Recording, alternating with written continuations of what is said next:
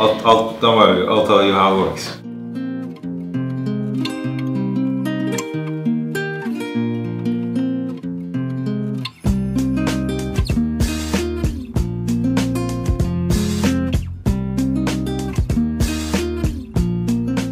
Basically, on the first day that they were ready with bags, this is what they do, they pack vegetable bags. Yes. So the first day they were ready, I just sort of went and looked, okay, let's see what this is. And it was in some ways sort of the answer to something I've been looking for.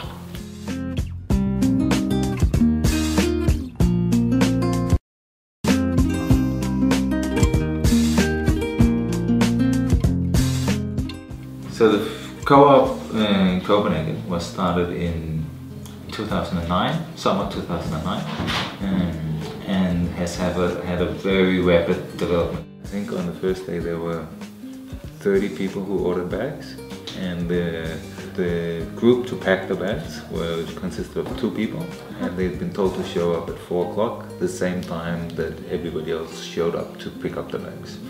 So I wasn't really ready. So in that way we started from the beginning to quickly learn that you need to plan ahead.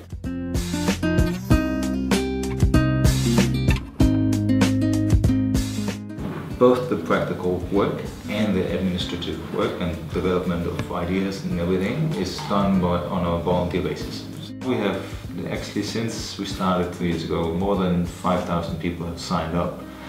So in this structure we have the rooster, and we have a variety of different groups who run their little part of the organization as such. It's free for every member to join any group, join any meeting. Once you sign up, you are a member, a co-worker and a co-owner immediately. So the day after you sign up, you are equally as much an owner of the organization as those who have been running it for some years. One thing that we've seen happen then, of course, is that some people get so involved with the organization that they sort of get consumed, you know, they just spend all their time doing it, and they of course take on a much bigger role of leadership in that period, and which is a natural and very good, has been necessary, I would say, to develop the organization.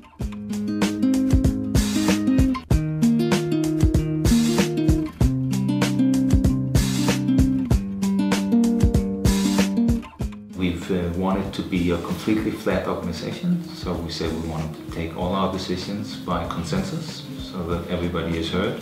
No decision is made until everybody either agrees or accepts. We're the solution to get all of Danish agriculture to be organic. In some ways we are very much a participatory, like physically participatory kind of organization. You know, if you have an opinion about it, it's probably best just to show up and voice it.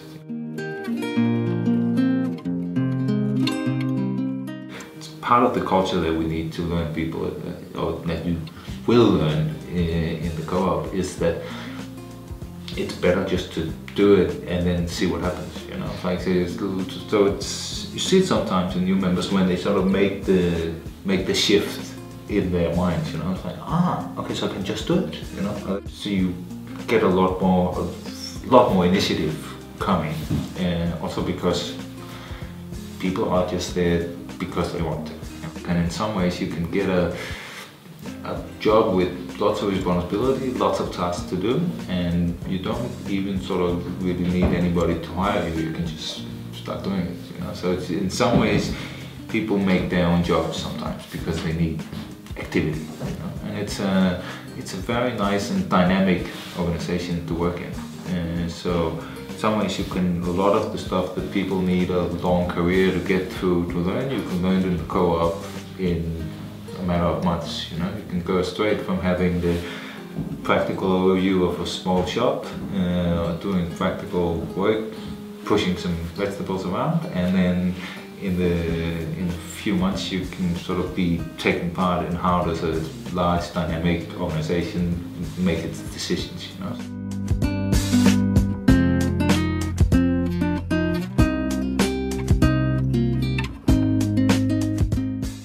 Purely social event, because there's actually a task that needs to be done, but it's also not really a job situation because nobody's getting paid and you're sort of free to leave when you want, you know. So it's not that these two formalized structures. Basically, at the moment now, you can say that no matter which part of the city you move to, you will be able to find an outlet of the co-op. So we pretty much covered the city. In some ways, I could say that where we're expanding at the moment, or the way that a co-op like us can expand, is actually that other cities are copying the system. So we, in some ways, you could say we're in the progress of now covering the rest of the country instead of just covering Copenhagen. The one thing that sort of seems to happen everywhere in this organization is you meet a lot of new people all the time. You actually meet people who have probably a similar way of viewing the world, but still coming from so many different angles. So it's really, sometimes really beautiful scene to see how people sort of discover each other and think, wow, so you're interested in this as well, but you're coming from over there. So it's so different but alike at the same time. This has really been a blessing for the last 3 years of my life with this organization. You know, the amount of people that I've had the chance to bounce ideas off and sort of get input from and just see, interact with each other has been, I've learned a lot from that.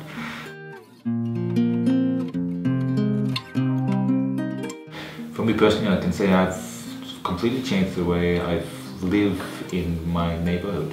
You know? Like I used to feel that I lived in Copenhagen. Now I would usually much more say I live in Norway. You know, they make me feel much more at home here than I would in other parts of the city, which is a wonderful feeling. You know.